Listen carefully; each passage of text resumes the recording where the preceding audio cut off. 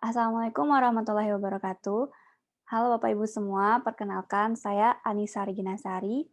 Pada kesempatan kali ini saya ingin sharing, berbagi bersama tentang bagaimana cara kita sebagai orang tua ataupun orang dewasa lainnya untuk mengoptimalkan pusat bantuan di Facebook dan memblokir konten negatif di sosial media atau platform TikTok.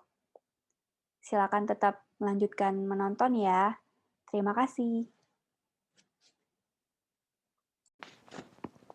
Bapak Ibu semua, kali ini saya Anissa Reginasari ingin membagikan informasi yang saya ketahui khususnya untuk melakukan pemantauan dan mediasi orang tua dan orang dewasa lainnya ya, mungkin juga perlu untuk mendukung bagaimana kita mengawasi anak-anak dan remaja dalam mengakses internet. Pada kesempatan kali ini saya ingin men-sharekan bahwa misalnya di akun sosial media Facebook ini saya menggunakan website, jadi akun media sosial yang saya login di website. Saya masuk ke profil saya sebagai contoh saja di sini. Di sini kita bisa lihat ada profil kan, ada bar atau pilihan yang ada di paling atas. Tampilannya mungkin akan sedikit berbeda ya kalau dengan aplikasi. Nah, ini Bapak Ibu masuk ke dalam navigasi yang paling ujung atas, pojok atas kanan, itu akun ini. Nah, di sini saya mau share, mungkin Bapak Ibu belum banyak atau belum sempat untuk mengetahui, mengulik, ada namanya di layanan Facebook itu Pusat Bantuan dan Dukungan. Nah, sebenarnya di buku kami di Psikologi Perkawinan dan Keluarga ini juga sudah pernah kami tulis untuk bagaimana mengoptimalkan pusat bantuan ini untuk mengetahui, memantau kita bermedia sosial. Nah, di sini ada pusat bantuan dan dukungan, Bapak Ibu bisa klik. Kemudian kita pilih pusat bantuan. Nanti dia akan merefer ke tab yang baru ya.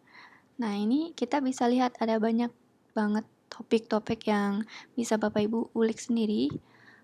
Dibaca saja, ini semacam panduan lah, seperti itu, panduan komunitas. Nah, untuk lebih jelasnya lagi, kita bisa pilih di bagian sini, ada kebijakan dan pelaporan.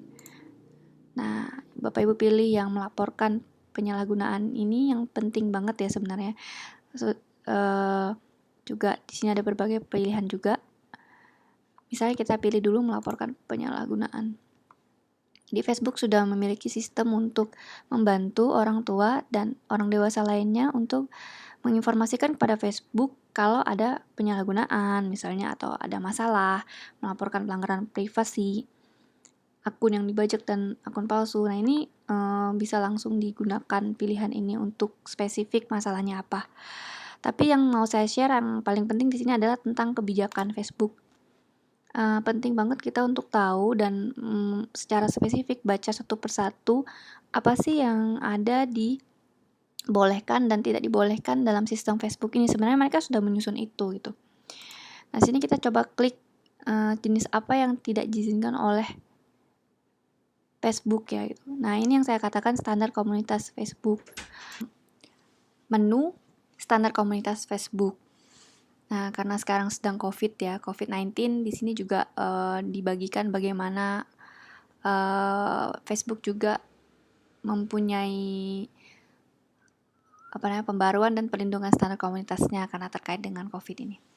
Tapi yang paling penting Bapak Ibu bisa lihat di bagian kiri layar.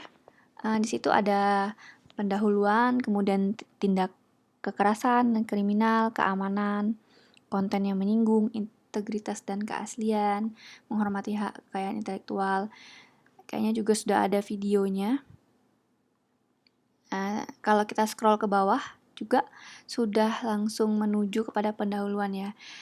Di sini mungkin perlu diketahui bahwa Facebook sudah memberikan semacam layanan seperti itu, deklarasi bahwa dia juga memberikan perlindungan kepada penggunanya, seperti itulah intinya. Misalnya ya tadi ya, setiap hari banyak orang yang menggunakan Facebook, kemudian pentingnya Facebook untuk menjadi tempat merasa aman, berkomunikasi dengan baik, seperti itu. Jadi mereka menyusun perangkat standar komunitasnya.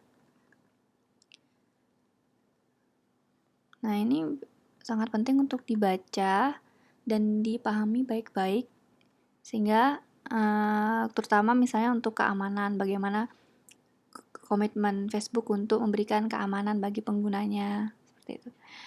Menjamin privasi, kemudian membela martabat orang-orang yang menggunakannya. Nah, ini juga yang tulisan biru-biru ini bisa kita cek juga ya, bisa. Jadi dia akan hyperlink ke halaman yang terkait. Nanti akan masuk ke tab yang baru. Nah, ini yang aslinya. Kita balik lagi ke halaman sebelumnya. Nah, kita giring ke bagian tindakan kekerasan dan kriminal, seperti itu. Nah, ini bisa dilihat dan dibaca. Misalnya baca selengkapnya. Nah, apa itu kekerasan dan hasutan? Bagaimana Facebook membuatkan keamanannya? Ini bisa individu dan organisasi berbahaya. Nah, ini bisa kita optimalkan dan pelajari sampai kepada permintaan keputusan terkait konten. Perlindungan tambahan untuk anak di bawah umur, seperti itu. Permintaan untuk menghapus akun di bawah umur. Nah, ini ada artikel terbaru, mungkin Bapak Ibu bisa searching secara mandiri di Google Search ya, bahwa Facebook dan Instagram itu sebenarnya sudah jadi satu perusahaan lah, seperti itu. Kemudian ada aturan bahwa usia minimal pengguna itu 13 tahun. Jadi pengguna yang lebih muda dari 13 tahun akan dihapus secara otomatis oleh Facebook. Kemudian kita kembali lagi ke dari standar komunitas tadi ke halaman sebelumnya, yakni pusat bantuan ya. Pusat bantuannya tadi di sini ada cara melaporkan penyalahgunaan, melaporkan pelanggaran privasi, atau melaporkan masalah dengan Facebook, akun yang dibajak dan palsu. Jadi di pusat bantuan ini Bapak Ibu bisa mengikuti berbagai cara secara spesifik terhadap apa yang Bapak Ibu butuhkan gitu. Misalnya kita klik cara melaporkan sesuatu. Nah, ini akan masuk ke dalam pilihan di mana kita bisa melihat caranya gitu. Bagaimana misalnya kalau dari profil, misalnya saya klik, kita menemukan konten seseorang di lini masanya kita, terus kita mau melaporkannya nih gitu misalnya. Nah, bisa dilihat dari caranya seperti ini, misalnya buka profil yang hendak dilaporkan, kemudian di kanan bawah foto sampul, klik titik 3, pilih laporkan, kemudian ikuti petunjuk di layar, seperti itu. Atau misalnya kita nemuinnya di postingannya, nah diklik saja yang bagian sini, ada semacam panah ke bawah ini, segitiga ke bawah, bagian mouse yang saya tunjuk, diklik, nanti akan muncul gitu cara spesifiknya. Silakan Bapak Ibu mungkin bisa mencoba lihat cara-caranya di sini sampai ke bagian iklan, bahkan karena kan sekarang banyak iklan-iklan yang pop up atau muncul begitu saja, seperti itu. Bisa dilaporkan kalau tidak sesuai dengan nilai-nilai yang kita punya. Juga misalnya tidak punya akun tapi gimana cara melaporkannya? Ini juga bisa ada caranya di sini, silahkan diulik. Misalnya akun yang dibajak atau akun palsu gitu. Nah, ini juga sudah disediakan menunya untuk melaporkan.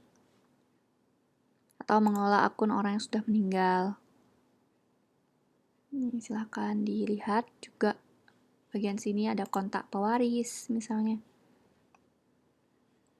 Tentang akun kenangan. Diklik aja di bagian kiri, bagian kiri dari layar ini, meminta untuk mengenang atau menghapus akun juga bisa kita lihat. Sampai kepada ini penggunaan tanda pengenal misalnya juga. Kekayaan intelektual. Nah, ini bisa dicek satu persatu, bahkan ada video yang disediakan oleh Facebook-nya.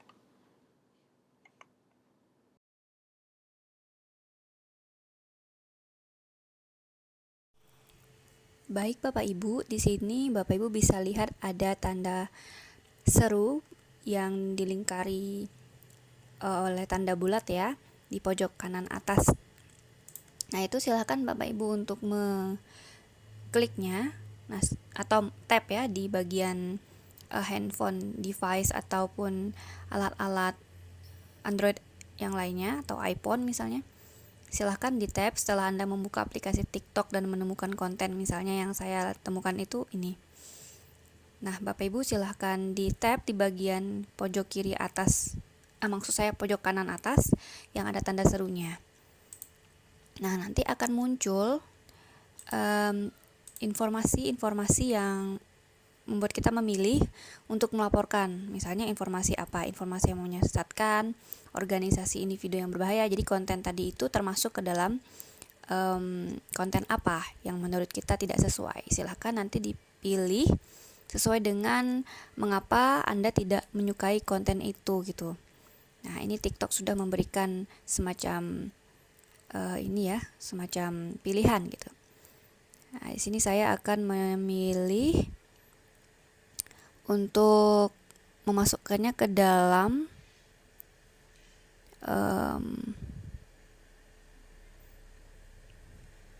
ini ya, juga ada ujaran kebencian, pelecehan dan perisakan, pornografi, ketelanjangan, spam. Nah, ini saya memasukkannya ke dalam pelecehan dan perisakan kan. Nah, itu lainnya. Kemudian juga bisa kita membantu TikTok untuk melihatkan siapa yang sedang dirisak gitu ya, atau dirundung. Atau kita langsung kirim juga bisa. Lainnya ya, pilih lainnya. Nah, jadi misalnya lainnya. Nah, begitu caranya Ibu-ibu, Bapak-bapak.